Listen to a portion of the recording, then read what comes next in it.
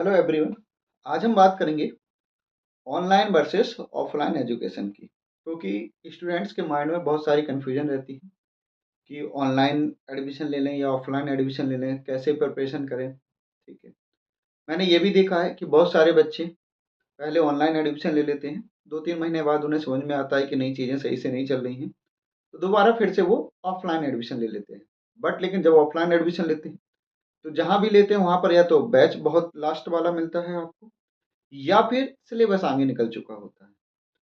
तो इन्हीं बातों को आज हम डिस्कस करेंगे। तो देखो, मैं वन बाय वन दोनों चीज़ों को डिस्कस करता हूँ। तो पहले अगर मैं बात करूँ ऑनलाइन एजुकेशन की, देखो, ऑनलाइन एजुकेशन अपने आप में बेटर है, कोई दिक्कत वाली बात नहीं है, बट कुछ चीज़ों का हमें ध्यान रखना पड़ेगा। जैसे कि देखो, अगर मैं बेनिफिट की बात करूँ ऑनलाइन एजुकेशन की, तो ऑनलाइन एजुकेशन में पहली बात तो टाइम की फ्लेक्सिबिलिटी है।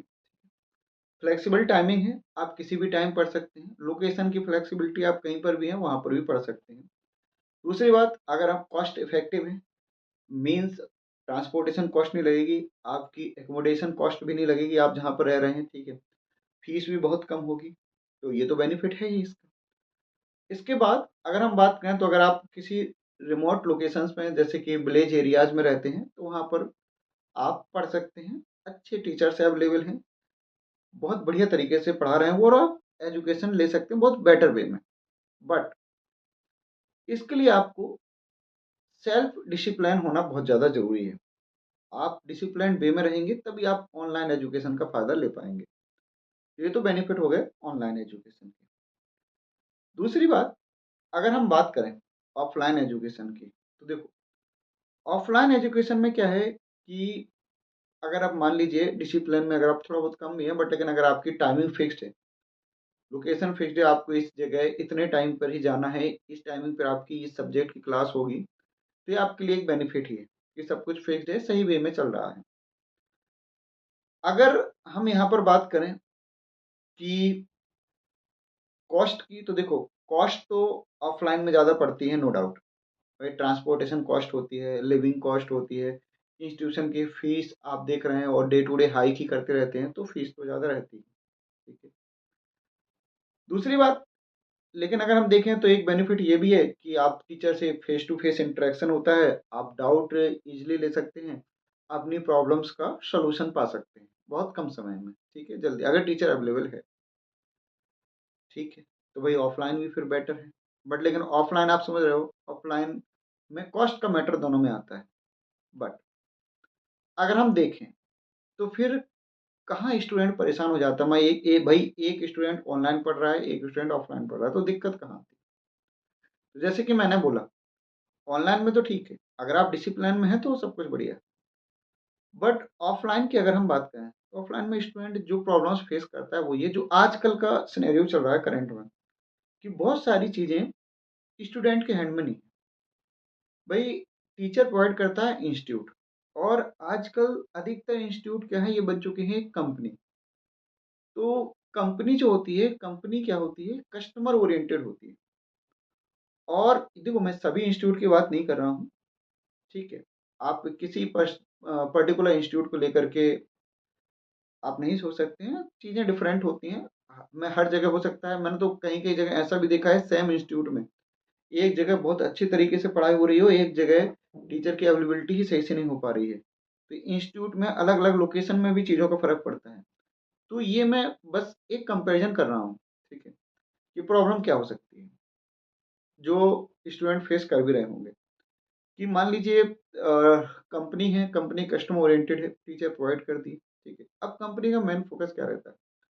कंपनी का मेन फोकस रहता है कि हम कैसे प्रॉफिट मार्जिन पे आए, ठीक है। तो टीचर्स को जैसे आजकल बहुत जगह ये चलन है कि शुरुआत में टीचर को हाई सैलरी देंगे, उसके बाद 2-3 महीना हो गया, उसके बाद जैसे मिड सेशन में तो टीचर्स की ऑटोमेटिकली सैलरी डिडक्ट करना, रिड्यूस कर देना, कॉस्ट कटिंग आ जाता है वहाँ पर, ठीक है। अच्छा, अब इस चीज़ का मेन नुकसान किसको होता है, कौन सफ़र करता है मेनली? तो मेनली सफ़र करता है यहाँ पर स्टूडेंट, क्योंकि देखो टीचर क्या है, टीचर ठीक है भाई, आपने उसका सैलरी डिडक्ट कर ली, सैलरी कम कर ली, तो वो क्या करेगा, वो नेक्स्ट सेशन में किसी दूसरे इंस्टीट्यूट में चला जाएगा, ठीक है। बट एक जो इंस्टीट्यूट है, सॉरी, एक जो स्टूडेंट है, वो कई लोगों की उम्मीदों को लेकर के आया हुआ है, ठीक है, कई सपने लेकर आया हुआ है, वो मेनली सफर करता है। देखो, होता क्या है कि पेरेंट्स क्या है, पेरेंट्स ने तो पैसे दे दिए, ठीक है, इंस्टीट्यूट में एडमिशन करवा दिया, पेरेंट्स की नज़र में सब कुछ बढ़िया चल रहा है, ठीक है। But at the end student कैसे उन चीज़ों को सफ़र करता है, वो केवल स्टूडेंट ही समझ सकता है, ठीक है। और मैं इस वीडियो को इसलिए लेके आया हूँ कि इन सब चीज़ों को आपको समझना पड़ेगा, कंपटीशन में कैसे तैयारी करें, इन चीज़ों को भी आपको समझना पड़ेगा, क्योंकि देखो, अब एक अलग मोड का मतलब हो गया है एजुकेशन सिस्टम। एजुकेशन सिस्टम पहले जैसा रहा ही नहीं। जैसे कि मैंने अभी बोला कि कंपनियां बन चुकी हैं अधिकतर इंस्टीट्यूट, ठीक है। तो अब मान लीजिए जैसे आप ही हैं, आप पढ़ रहे हैं, अब आपने टीचर से क्लास ली, तो आपको चाहिए डाउट। अब डाउट के लिए आप क्या करेंगे भाई, मैं हर हर किसी का, जैसे मैं भी पढ़ाई करता था, तो हर किसी का यही रहता है कि भाई जिस टीचर ने हमें पढ़ाया उसी से हम अपने डाउट क्लियर करेंगे। अब मान लीजिए टीचर अवेलेबल नहीं है, अब आप टीचर के पास गए कि सर हमें डाउट बताना, बट टीचर को कंपनी ने क्या किया, कंपनी ने टीचर को पूरे दिन क्लास में लगा रखा है। क्यों? क्योंकि वो नहीं चाहता कि और टीचर लाए तो और उसको पैसों का इन्वेस्टमेंट करना चाहिए। वो अपने पैसे बचाने में लगा हुआ है, प्रॉफिट देख रहा है वो, ठीक है। अब टीचर पूरे दिन क्लास ले रहा है, ठीक है। अब टीचर ने स्टूडेंट को डाउट नहीं बता पाए।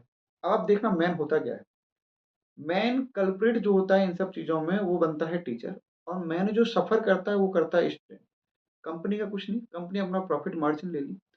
एट द एंड कंपनी को 2-3 आप जानते ही हैं, सिलेक्शन मिल जाएँगे, नहीं मिलेंगे तो सिलेक्शन आजकल खरीद लिए जाते हैं। तो पोस्टर लगा दिए जाएँगे और वहाँ से उनको सिलेक्शन मिल जाएगा, ठीक है। अपने दिखाने के लिए हो जाएगा कि हमारे यहाँ से इतनी रैंक आई है, या फिर इस स्टूडेंट का सिलेक्शन हुआ, और स्टूडेंट दे भी देते हैं भाई, उसका तो सिलेक्शन हो गया तो उसको क्या है, अब तो पैसे पे फोकस करेगा। बट सफ़र कौन किया? स्टूडेंट।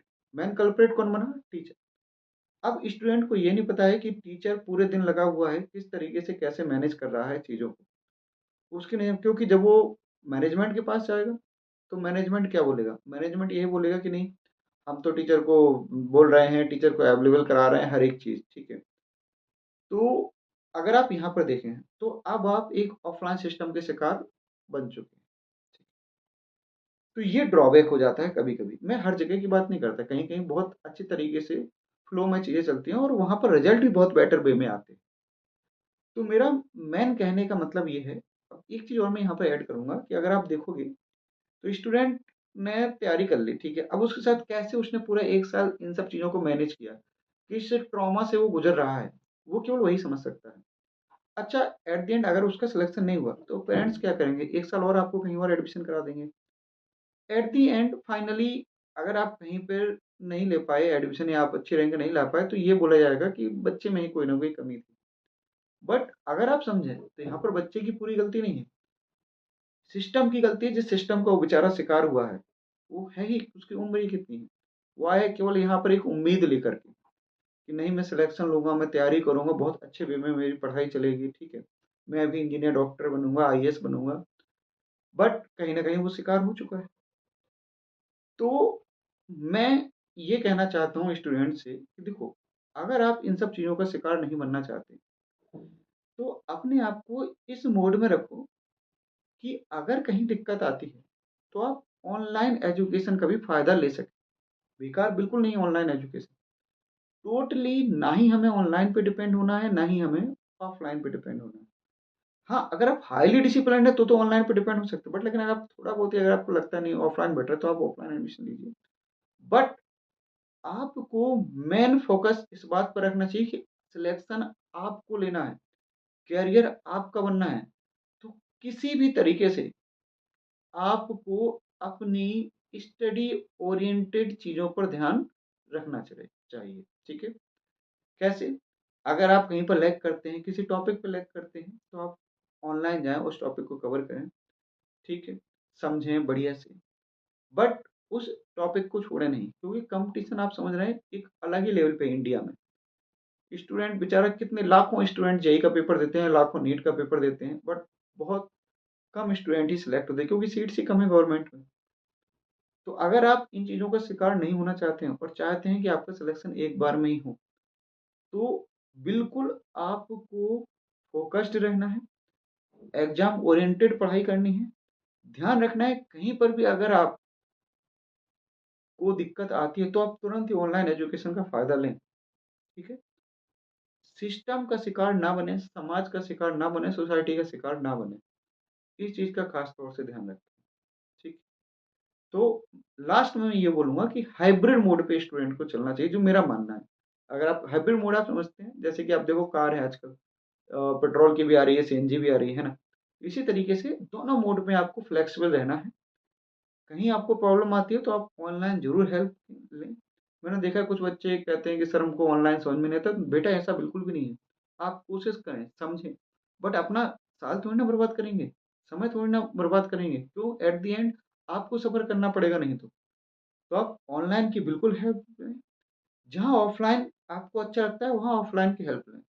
क्योंकि अब जो सिस्टम हो गया है एजुकेशन, बहुत सारी जगह मैं देख रहा हूँ, केवल और केवल जैसे मैंने अभी भी बोला है, केवल और केवल ये कंपनी ओरिएंटेड, प्रॉफिट ओरिएंटेड चल रहा है।